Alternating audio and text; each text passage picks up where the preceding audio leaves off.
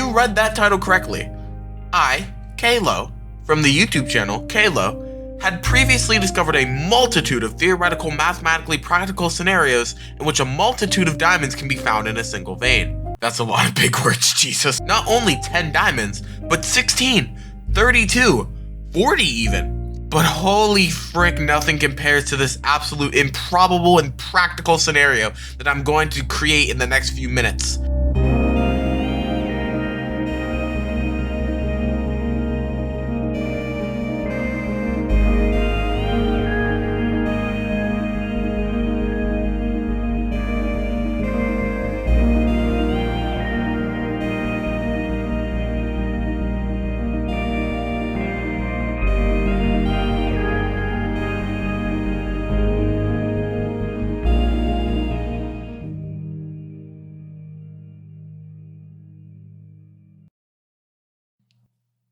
This year, my goal is to reach 10k subs.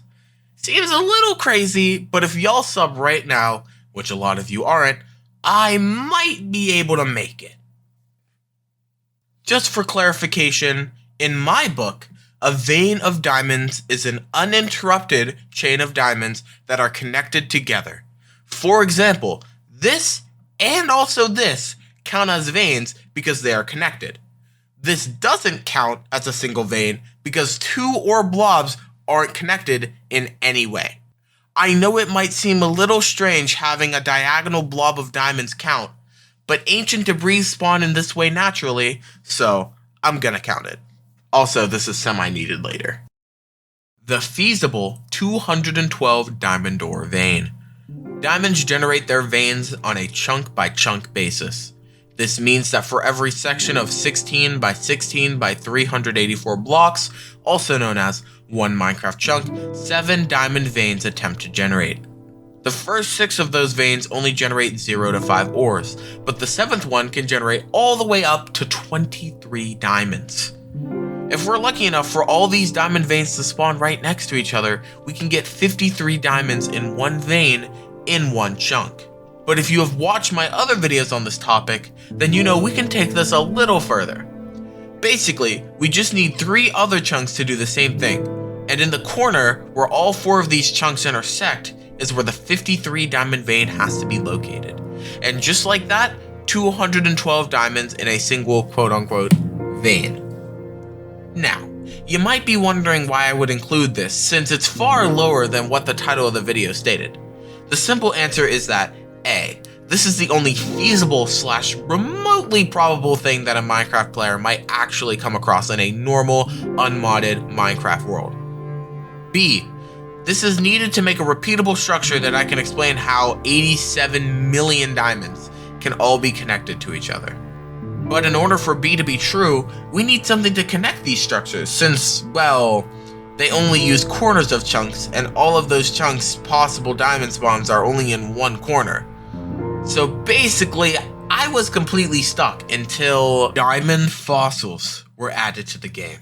A few weeks ago, I stumbled across a video by RaiseWorks talking about diamond ore and fossils found in deserts and swamps.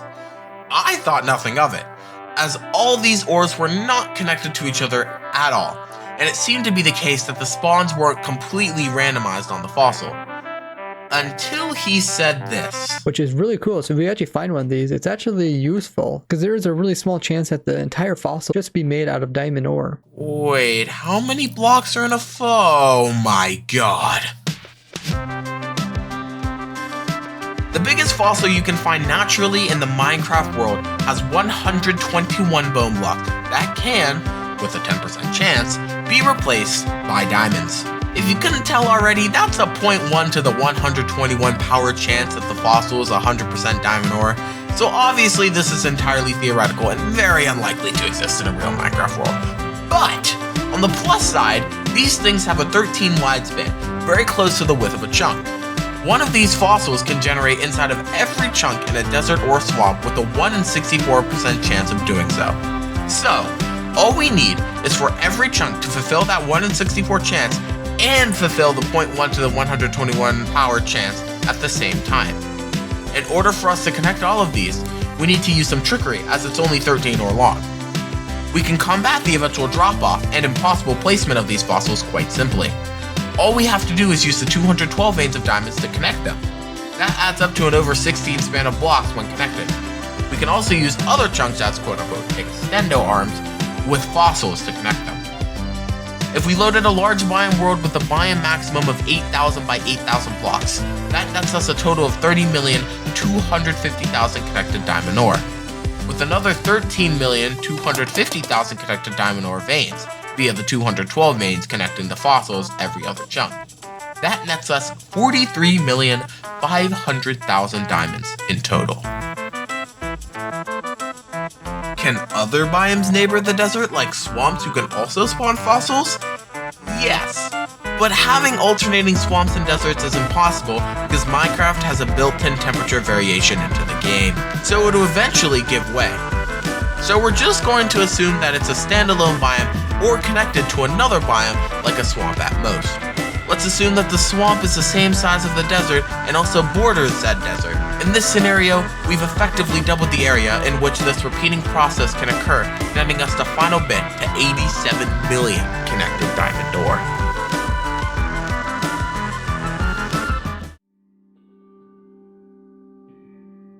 Believe it or not, if we had some more around the edges in the biome in regular 212 veins, we might be able to add an extra 500,000 or so, but honestly, that's just going too far in my opinion. This series really jump-started my channel, and never did I think while making the first video that in 2 years' time, I would be proving the possibility of a natural spawning 87 million block diamond ore vein. Enough diamonds to build 2 lines that reach all 4 world borders, in fact. Thank you for watching. Go drink some water and chillax after getting all that information, and maybe watch one of my chiller videos, or my old ones in a playlist, or my live streams, and make sure to subscribe for more brain rot. Alright, see ya!